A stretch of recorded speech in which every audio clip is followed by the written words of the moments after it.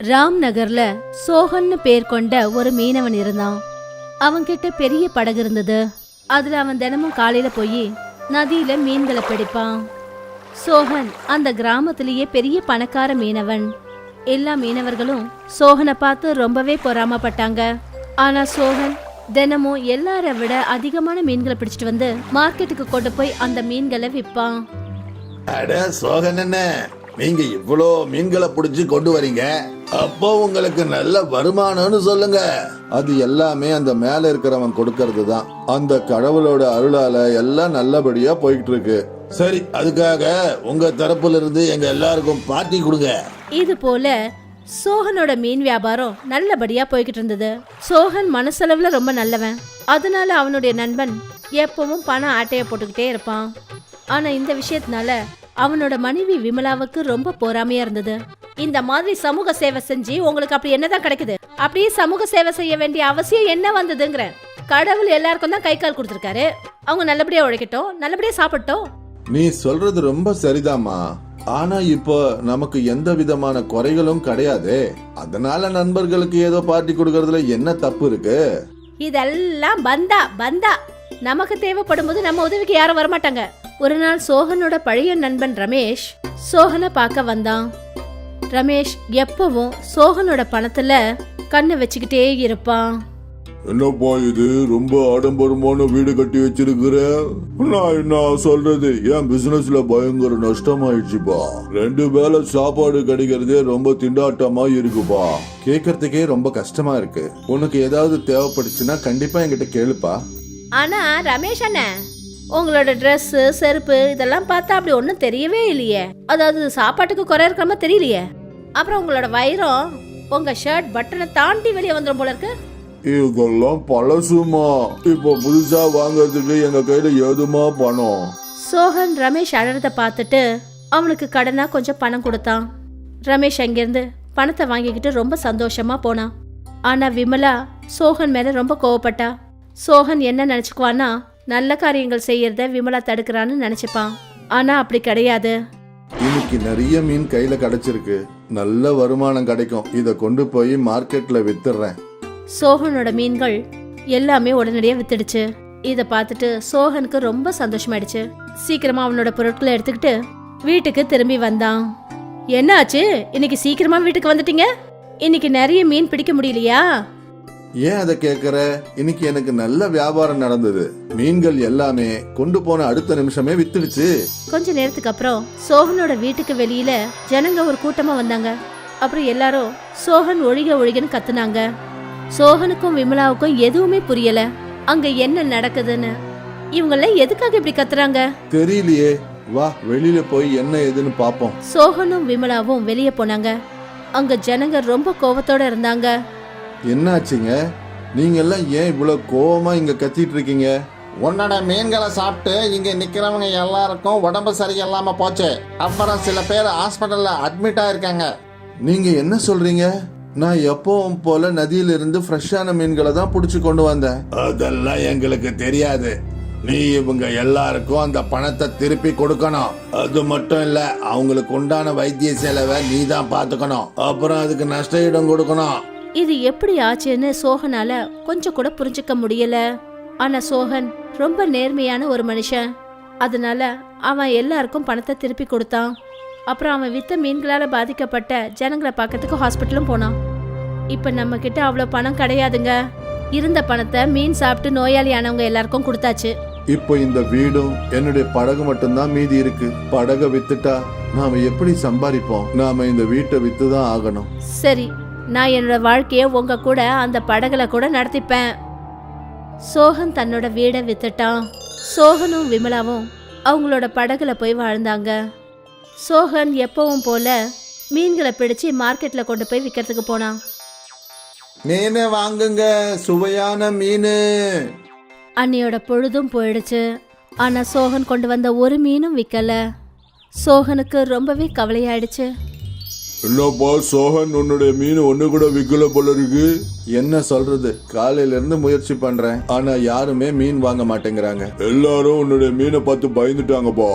எல்லாருக்கும் அவங்களுடைய உயிர் முக்கியம் இல்லையா? தன்னுடைய மனைவி மக்களை யாராவது உடம்பு சரியில்லாம பார்க்க முடியுமா என்ன? ஆனா அதுல என்னுடைய தப்பு எதுவுமே இல்லையே. அப்புறம் அந்த தவறை நான் திருத்திக்கிட்டேனே. அதே சமயம் நாங்களும் உன்னை எப்படி நம்ப முடியும்? ஒரு முறை ஏமாற்றம் அடைஞ்ச மனுஷன் மறுபடியும் ஏமாற நினைக்கவே மாட்டான். சோகன் தன்னோட நண்பனோட வாயில இப்படி ஒரு வார்த்தையை கேட்டு ரொம்ப வேதனைப்பட்டான். அப்புறம் திரும்பி படகுல இருக்கிற விமலா கிட்ட போனான். என்ன ஆச்சு? இன்னைக்கு வரதுக்கு இவ்வளவு நேரம் ஆயிடுச்சு? நல்ல வியாபாரம் ஆயிடுச்சுன்னு நினைக்கிறேன். அப்படியெல்லாம் ஒன்றும் கிடையாதுமா. இன்னைக்கு ஒரு மீன் கூட விற்கல.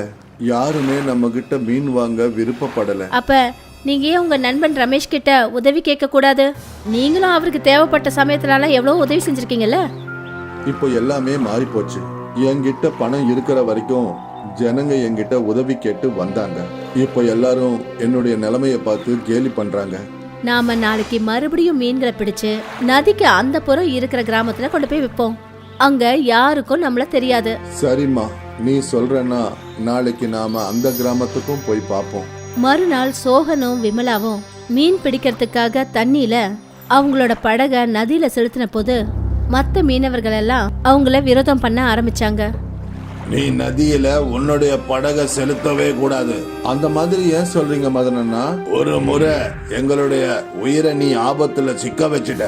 ஆனா இனி அந்த நிலைமை எங்களுக்கு வர விட மாட்டோம். சரி, எங்க படகை எடுத்துக்கிட்டு நாங்க இந்த ஊரை விட்டே போயிடுறோம்.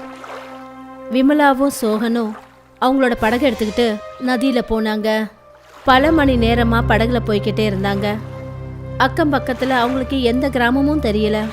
அப்பதான் விமலா தண்ணீர்ல தங்கம் போல பளபளன்னு ஒரு மீன் கண்ணுக்கு தெரிஞ்சது. உடனே விமலா வலைய தண்ணீர போட்டு அந்த தங்க மீனை பிடிச்சிட்டா.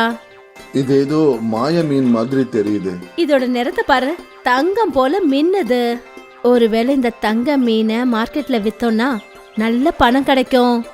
அப்ப நம்ம இந்த மீனை ரொம்ப பத்திரமா வச்சுக்கணும். அப்புறம் நாம இந்த மீனை ஃபார்மிங் பண்ணலாம். அப்புறம் இந்த மீனுடைய தங்க முட்டைகளை மார்க்கெட்ல விற்கலாம். நீ அந்த பழமொழி கேட்டது இல்லையா? தங்க முட்டையிடுற வாத்தை யாரும் வெட்டக்கூடாதுன்னுவாங்க. ரொம்ப சரியா சொன்னீங்க. விமலாவும் சோகனும் ஒரு கிராமத்துக்கு போனாங்க. அப்புறம் அங்க அவங்களோட படகை வித்து கொஞ்சம் நிலத்தை வாங்கி அங்க குளத்தை உருவாக்கினாங்க.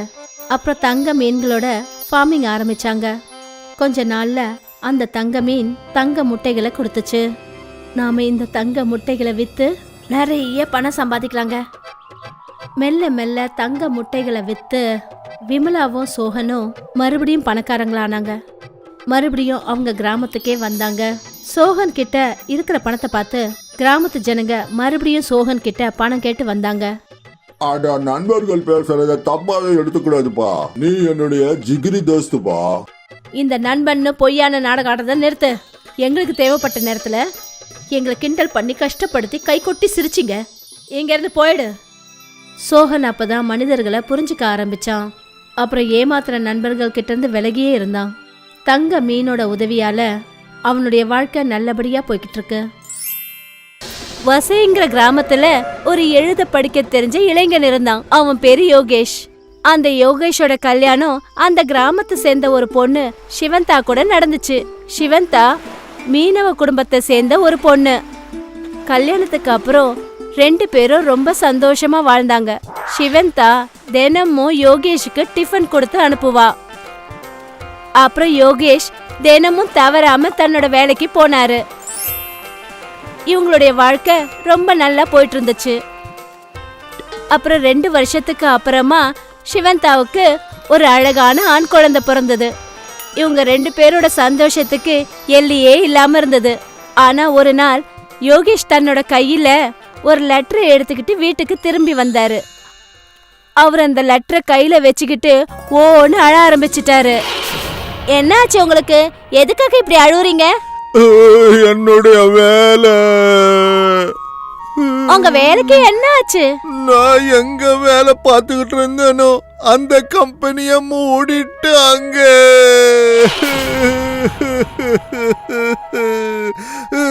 அப்படியாச்சு.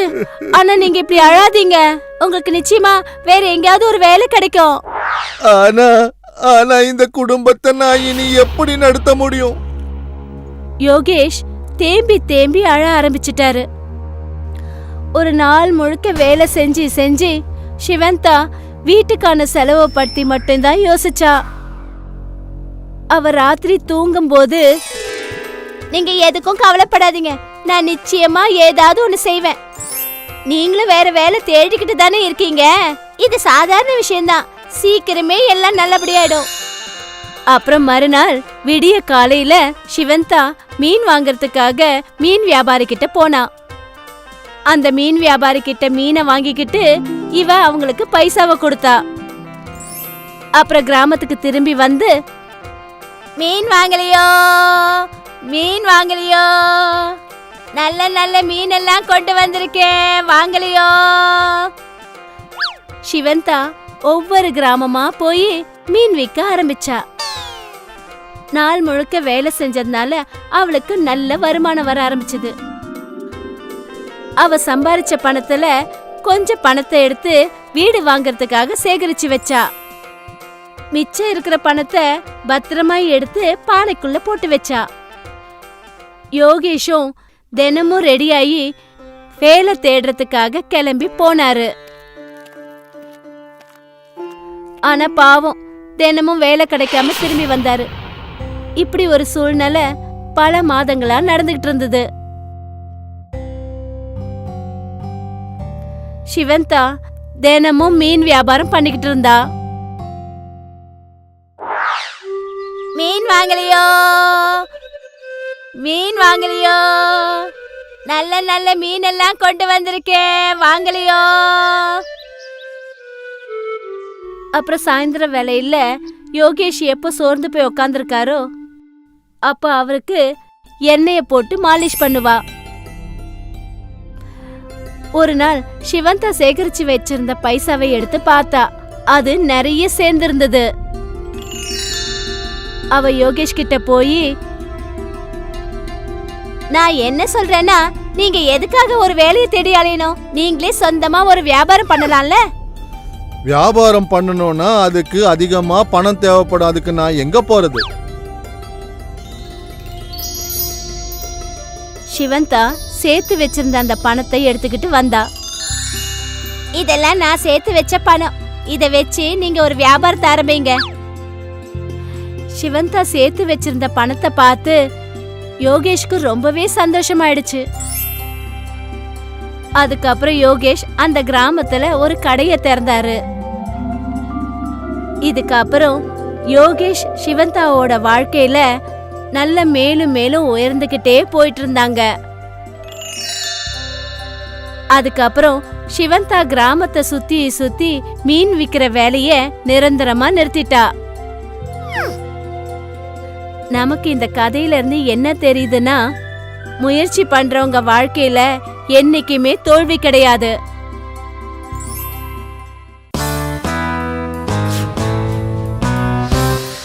மித்தாலி, இங்க பாருமா, பாலோட ஏட இந்த மாதிரி நல்லா கொதிக்க வச்சோம்னா சுத்தமான நெய்ய நம்மளால உருவாக்க முடியுமா?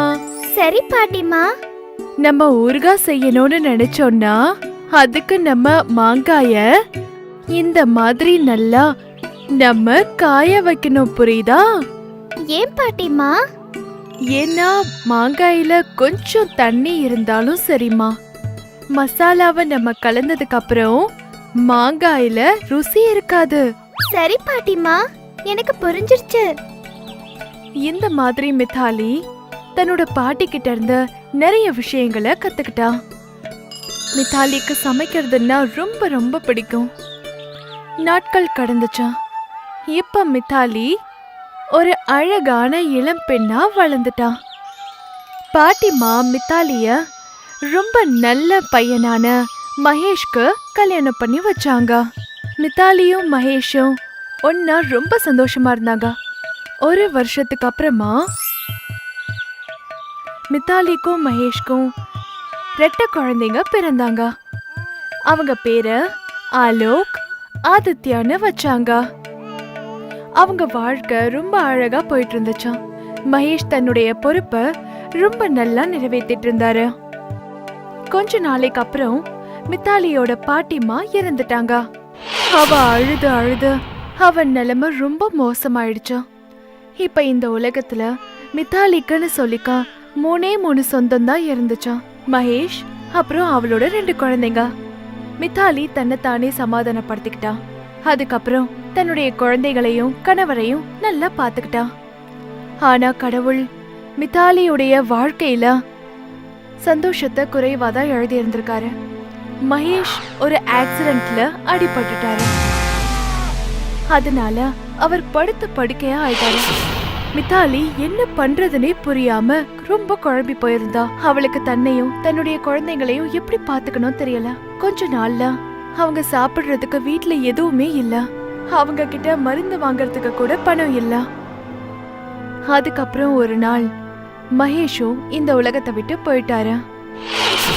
மகேஷ் இறந்ததுக்கு அப்புறம் மித்தாலியோடைய வாழ்க்கையில ரொம்ப கஷ்டம் அதிகமாயிடுச்சு. மகேஷ் தான் வீட்ல தனியா சம்பாரிச்சிட்டு இருந்தான். அவனுடைய வருமானம் இல்லாம வீட்டு நிலைமை ரொம்பவே மோசமா ஆயிடுச்சு. மித்தாலி எப்பவுமே வேலை செஞ்சதே கிடையாது. ஆனா இப்ப வாழ்றதுக்கு அவளுக்கு வேற வழியே தெரியல. ஒருவேளை நான் இப்ப சம்பாதிக்கலன்னா என்னோட 2 குழந்தைங்களும் பசியால செத்துருவாங்க. நான் இப்ப சம்பாரிச்சுதான் ஆகணும். ஆனா நான் எப்படி சம்பாதிக்கிறது? எனக்கு எந்த வேலையும் செய்ய தெரியாதே. எனக்கு படிப்பறிவும் கிடையாது. மித்தாலி ரொம்ப யோசிச்சா. அவளுக்கு என்ன பண்ணணும்ன்றதே தெரியல. ரொம்ப குழப்பத்துல இருந்தா. அப்பதான் அவளுடைய பார்வை வீட்ல இருந்த ஒரு பாத்திரத்து மேல பட்டுச்சா. ஊர்கா. என்னால ஊர்கா செஞ்சு சம்பாதிக்க முடியும். மித்தாலி ஊர்கா செய்ய ஆரம்பிச்சா. அவ ஊர்கா செஞ்சு முடிச்சதுக்கு அப்புறம் அவ ஒரு பெரிய பாத்திரத்துல அதைய எடுத்து வச்சா. அந்த ஊர்காய அவ சந்தைக்கு எடுத்துட்டு போய் விற்கலான்னு நினைச்சா.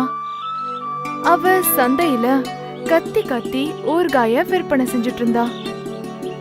நிறைய பேர் மித்தாலி கிட்ட இருந்து ஊர்காய வாங்கினாங்க. சாயந்திரம் ஆனதும் மித்தாலி தன்னுடைய முதல் வருமானத்தை பார்த்து ரொம்ப சந்தோஷப்பட்டா. அந்த பணத்தை வச்சு மித்தாலி இன்னும் நிறைய மாங்காய்களை வாங்கினா. தன்னுடைய 2 குழந்தைங்களுக்காகவும் சாப்பிடுறதுக்கு சில பொருட்களை வாங்கினா. அடுத்த நாள் மித்தாலி திரும்பவும் ஊறுகாய செஞ்சா. திரும்பவும் சந்தைக்கு போய் அந்த ஊறுகாய அவ வித்தா. கொஞ்ச நாள்லயே மித்தாலியோடைய ஊறுகாய பத்தி ஊர்ல இருக்கிறவங்க எல்லாரும் பேச ஆரம்பிச்சாங்க. அதுக்கப்புறமா மித்தாலியோடைய ஊறுகாய வாங்கறதுக்காக எல்லாரும் வரிசையில நின்று வாங்கிட்டு போனாங்க. மித்தாலி ரொம்ப சந்தோஷமா இருந்தா. ஏன்னா அவளுடைய தேவைக்கு அதிகமாவே அவளுக்கு பணம் கிடைச்சதா. அவளுடைய 2 குழந்தைங்களுக்கும் அவன் நினைச்ச மாதிரி வறுமை இல்லாம சந்தோஷமான வாழ்க்கையை கொடுத்தா. சில வருஷத்துல மித்தாலியோடைய 2 குழந்தைகளும் வளர்ந்துட்டாங்க. இப்ப அவங்க 2 பேரும் ஒரு பெரிய ஸ்கூல்ல படிக்கிறதுக்காக போறாங்க. மித்தாலி ஊறுகாய செஞ்சு வித்த ஒரு பெரிய வீட கட்டிடுறான். இப்ப மித்தாலி சந்தையில ஒரு பெரிய கடையில ஊறுகாய வித்துட்டு இருந்தா. இப்ப அவ ஊறுகாயோட நிறைய பொருட்களையும் சேர்த்து விற்க ஆரம்பிச்சிட்டா. மித்தாலி தன்னுடைய வேலையில உதவிக்காக நிறைய பெண்களையும் வேலைக்கு சேர்த்துக்கிட்டாங்க. இதனால ஏழ்மையில இருக்கிற அந்த கிராமத்துல இருந்த பெண்களுக்கும் வேலை கிடைச்சிருச்சு. அவங்க வாழ்க்கையும் அழகாக ஆரம்பிச்சது. மித்தாலி நாளுக்கு நாள் வருமானத்தை அதிகமாக்கிட்டே இருந்தா. மித்தாலி தன்னுடைய வியாபாரத்தை அதிகமாக்கிறதுக்காக புது டெக்னிக்ஸையும் யூஸ் பண்ணா. அவளுடைய சின்ன வியாபாரம் இப்ப பெருசா ஃபேக்டரி வச்சு ரன் பண்ற அளவுக்கு மாறிடுச்சு. அவளுக்கு சொந்தமா இருந்த சின்ன கடை இப்ப பெரிய கம்பெனியா மாறிடுச்சு. மித்தாலி எதுவுமே படிக்காத ஒரு ஏழையா இருந்தான். ஆனா இப்ப ஒரு பெரிய கம்பெனியோட ஓனரா இருக்கான். இத பத்தி ரிப்போர்ட்டர்ஸ் அவகிட்ட கேட்கும் போது, சாதாரண ஊறுகாயை வித்து நீங்க இவ்ளோ பெரிய கம்பெனியா உருவாக்கிட்டீங்க மேடம், இதுக்கான முக்கியமான காரணம் என்னன்றத உங்களால சொல்ல முடியுமா? தேவை. என் வாழ்க்கையில தேவை மட்டும் வராம இருந்திருந்ததுன்னா நான் ஊறுகாயும் செஞ்சிருக்க மாட்டேன், இந்த அளவுக்கு வருமானத்தையும் நான் பார்த்திருக்க மாட்டேன். மித்தாலி மேடம், உங்களுடைய இந்த உழைப்புக்காக நான் தலை வணங்குறேன். உங்களுடைய இந்த கம்பெனி இன்டர்நேஷனல் லெவலுக்கு சீக்கிரமாவே வளரணும்னு நான் கடவுள்கிட்ட வேண்டிக்கிறேன். சோ மேடம், உங்களுடைய இந்த வெற்றியில இருந்து என்ன தெரியுதுன்னா, உண்மையான முயற்சி இருந்தா, உழைப்பு இருந்தா கண்டிப்பா யாரால வேணாலும் ஜெயிக்க முடியும். விஷ்ணு வேற ஜாதி பொண்ண கல்யாணம் பண்ணிக்கிட்டான். அதனால அவனுக்கு ஊர் வெளியில வாழணும்ட்டு தண்டனை கிடைச்சிருக்கு. விஷ்ணு அபர்ணா அவங்க பொண்ணு பல்லவியோட ஒரு நதி கிட்ட வாழ்ந்துட்டு இருந்தாங்க. தினமும் காலங்காத்தாலே விஷ்ணு கூலி வேலை செய்யறதுக்காக ஊரை விட்டு வெளியில போயிட்டு இருப்பான். வழியில பல்லவிய கூட அவளோட ஸ்கூல்ல விட்டுட்டு போயிட்டு இருப்பான். இங்க வீட்ல அபர்ணா தனியா இருந்துட்டு இருந்தா. வீட்டு வேலைகள் எல்லாத்தையும் முடிச்சதுக்கு அப்புறமாவும் அவகிட்ட நிறைய நேரம் இருந்தது. அதனால அவ நதியில இருந்து மீன்களை புடிச்சிட்டு இருப்பா. தினமும் இப்படி மீன்களை புடிச்சு அபர்ணா இந்த வேலையில எக்ஸ்பர்ட் ஆயிட்டா. இப்போ அவளுக்கு தன் கையாலேயே மீன்களை பிடிக்க முடியுது. இன்னைக்கு ரொம்பவே நல்ல நாள், வீட்டுக்கு போய் மீன் வறுவலை செய்வேன். அபர்ணா அந்த நதியில இருந்து பிடிச்ச மீன்கள் எல்லாத்தையும் வீட்டுக்கு எடுத்துட்டு போய் நல்லா சுத்தம் செஞ்சு சமைச்சிட்டு இருப்பா. இதோட மனம் ரொம்பவே நல்லா இருக்கு, இதோட ருசியும் நல்லா இருக்கும்னு நினைக்கிறேன். சாயந்தரம் விஷ்ணுவும் பல்லவியும் வீட்டுக்கு வரப்பெல்லாம் அபர்ணா அவங்களுக்கு சாப்பாடை வச்சு மீன்களையும் பரிமாறுவா. ருசிச்சு பார்த்து சொல்லுங்க, எப்படி இருக்கு? அம்மா, இதுல ருசிச்சு பார்க்கறதுக்கு என்ன இருக்கு? நீங்க செஞ்சீங்கன்னா நல்லா தான் இருக்கும். ஓ, அப்படியா? ஆமாம்மா, நீங்க சமைச்ச மீன்களை எனக்கு ஸ்கூலுக்கு அனுப்புவீங்கல்ல, அப்பெல்லாம் என்னோட ஃப்ரெண்ட்ஸ் அதை விடாம சாப்பிட்டுருவாங்க. உங்க அம்மா ரொம்ப நல்லா மீனை சமைக்கிறாங்கன்னு அவங்க சொல்லிக்கிட்டே இருப்பாங்கம்மா. நல்ல விஷயம். ஆமா ஆமா, உன்ன மாதிரி யாருமே மீன் குழம்பு வைக்கவே முடியாது, நான் அடிச்சு சொல்றேன். மீன்கள்னு சொன்னதுமே எனக்கு ஒரு விஷயம் தோணிச்சு. நான் நிறைய மீன்களை பிடிச்சு அதை மார்க்கெட்ல விற்கலான்னு இருக்கேன். அதால எனக்கு கொஞ்சம் காசும் கிடைக்கும். நீ விக்கலாம், நீதான் நல்லா மீன் பிடிப்பல்ல. அப்போ நாளையில இருந்தே வேலைய ஆரம்பிக்கிறேன். அடுத்த நாள் அபர்ணா நிறைய மீன்களை பிடிச்சா. அப்புறம் அந்த மீன்களை எல்லாத்தையும் ஒரு கூடையில போட்டுக்கிட்டு மார்க்கெட்டுக்கு போனா. நல்ல நல்ல மீன்கள், இன்னைக்குதான் நதியில இருந்து பிடிச்ச மீன்கள். நல்ல தண்ணியில இருந்து எடுத்த மீன்களா? இல்லக்கா, இதெல்லாம் நதியில இருந்து எடுத்துட்டு வந்த மீன்கள். இல்ல, எனக்கு வேண்டாம். நிறைய பேரு அபர்ணா கிட்ட மீன்களை பார்க்க வந்தாங்க. ஆனா சில பேரு தான் மீன்களை வாங்கினாங்க. இத பார்த்து அபர்ணா நொந்துட்டா. பரவாயில்ல, இன்னைக்கு முதல் நாள் இல்லையா, ஒரு சில நாட்களுக்கு அப்புறம் என்னோட மீன்கள் வித்து போகலாம். அபர்ணா அவளுக்கு அவளே திருப்திப்படுத்திக்கிட்டா. அப்புறம் கூடையை எடுத்துக்கிட்டு வீட்டுக்கு கிளம்பிட்டா. அடுத்த நாள் கூட அபர்ணா நல்ல நல்ல மீன்களை பிடிச்சா. அப்புறம் அதை விற்கிறதுக்கு மார்க்கெட்டுக்கு போனா. மீனை வாங்கிக்கோங்க, நல்ல நல்ல மீன்கள். இன்னைக்கும் அதே நிலைமைதான், மீன்கள் வித்தே போகல. இதே போல நிறைய நாட்கள் நடந்தது. இப்போ அபர்ணா நொந்து போய் வருத்தப்பட்டுட்டு இருந்தா. அவ மீன்களால நிறைஞ்ச கூடைய தூக்கிக்கிட்டு வீட்டுக்கு வந்தா. ரொம்பவே சோகமா சமையல செஞ்சா. விஷ்ணு வீட்டுக்கு வந்தப்போ அபர்ணாவோட மூட் நல்லாவே இல்லைன்னு அவனுக்கு புரிஞ்சு போச்சு. என்ன ஆச்சு அபர்ணா? மீன்களை வித்து கொஞ்சம் காசு சம்பாதிக்கலான்னு நினைச்சேன். ஆனா யாருமே என்னோட மீன்களை வாங்க மாட்டேங்கிறாங்க. நீ மீன் விக்கிறதுக்கு பதிலா மீன் குழம்பு வைக்கலாம்ல? எல்லாருமே வாங்குவாங்க. என்னங்க நீங்க கேலி பண்ணிட்டு இருக்கீங்களா? அட இல்ல, நான் நிஜமா தான் சொல்றேன். நீ வைக்கிற இந்த மீன் குழம்பு ரொம்ப ரொம்ப ருசியா இருக்கும். எப்படி இருந்தாலும் மீனை நீதானே பிடிக்கிற, அதனால கம்மி ரேட்டுக்கு நீ விக்கலாம். ஒரு வாட்டி யோசிச்சு பாரு. விஷ்ணு இப்படி சொல்லிட்டு வீட்டை விட்டு வெளியில போனா. இப்போ அபர்ணா விஷ்ணு சொன்னதை பத்தி யோசிச்சுக்கிட்டே இருந்தா. எல்லாருமே என்னோட மீன் கறிய புகழ்ந்துகிட்டே இருப்பாங்க. அப்போ நான் ஒரு வாட்டி முயற்சி பண்ணி தான் பாக்குறேனே. எப்படி இருந்தாலும் எனக்கு காசு தானே சம்பாதிக்கணும். மீன்களை வித்து இல்லனா மீன் கறிய வித்து, எதுவா இருந்தா என்ன? இப்போ அபர்ணா மூஞ்சில புன்னகை வந்துச்சு. இப்போ அவ இன்னொரு வாட்டி முயற்சி செய்யணும்னு நினைச்சா. அடுத்த நாள் அபர்ணா நல்ல மீன்களை பிடிச்சு அதை எல்லாத்தையும் வீட்டுக்கு எடுத்துட்டு போய் சமைச்சிட்டு இருந்தா. சமைச்சு முடிச்சதுக்கு அப்புறம் அபர்ணா ஒரு டப்பால மீன்களை வச்சா. அப்புறம் இன்னொரு டப்பால பொரியலை வச்சா. அப்புறம் அவ ஒரு பைய எடுத்துக்கிட்டு வீட்ல இருந்து கிளம்பினா. அபர்ணா மார்க்கெட்டுக்கு வந்தா. மீன் கறி, வெறும் 25 ரூபால மீன் கறி. மீன் கறின்னு கேட்டதுமே கஸ்டமர்ஸ் எல்லாம் வந்துகிட்டே இருந்தாங்க. ஃப்ரெஷ் மீன் தானே? ஆமா, இன்னைக்கு காலையில தான் பிடிச்சது. சரி சரி, எனக்கு ஒரு பிளேட் கொடுங்க. அபர்ணா அந்த ஆளுக்கு ஒரு பிளேட் மீன் கறியை கொடுத்தா. அந்த ஆளு அந்த இடத்துலயே நின்னுக்கிட்டு சாப்பிட்டுட்டு இருந்தான். அந்த மீன்களோட வாசம் எல்லா இடத்துலயும் பரவிடுச்சு. இதனால இன்னும் நிறைய கஸ்டமர்ஸ் அபர்ணா கிட்ட வந்தாங்க. எனக்கு ஒரு பிளேட் கொடுங்க. சரிங்க. கஸ்டமர்ஸ் வந்துகிட்டே இருந்தாங்க. அபர்ணா அவங்களுக்கு மீன் கறியை கொடுத்துக்கிட்டே இருந்தா. அவ சந்தோஷப்பட்டா. ஒவ்வொரு பிளேட்டுக்கும் அவளுக்கு 25 ரூபாய் கிடைச்சிட்டு இருந்தது. அப்புறம் கொஞ்ச நேரத்திலேயே அவளோட மீன் கறி காலி ஆயிடுச்சு. அப்புறம் அவ வீட்டுக்கு கிளம்பிட்டா. சாயந்தரம் விஷ்ணு வீட்டுக்கு வந்ததுமே அபர்ணா பல்லவிக்கும் அவனுக்கும் ஜலேபியை கொடுத்தா. ஜலேபி! அட, இது என்ன ஸ்பெஷலா இருக்கு? நீங்க முதல்ல சாப்பிடுங்க, சொல்றேன். 3 பேருமே ஜலேபி சாப்பிட்டுட்டு இருந்தாங்க. அப்புறம் அபர்ணா இன்னைக்கு நடந்தது எல்லாத்தையும் விஷ்ணுக்கு சொன்னா. நான் சொன்னல, உன்னோட மீன் பாத் எல்லாருமே விருப்பப்பட்டு சாப்பிடுவாங்கன்னு. எனக்கும் மீன் பாத்த போடு, சாப்பிடலாம். அடடே, அது மொத்தமும் வித்து போயிடுச்சே. என்ன? இனி அன்னிலிருந்து அபர்ணாவோட மீன் கறி வியாபாரம் நல்லா போயிட்டு இருந்தது. அபர்ணா எப்போ மார்க்கெட்டுக்கு வருவான்னு கஸ்டமர்ஸ் காத்துக்கிட்டே இருப்பாங்க. அங்க பாருங்க, மீன் கடைக்காரி வந்துட்டா. அவ அங்க வந்ததுமே அவளை சுத்தி பெரிய கூட்டமே கூடிட்டு இருக்கும்.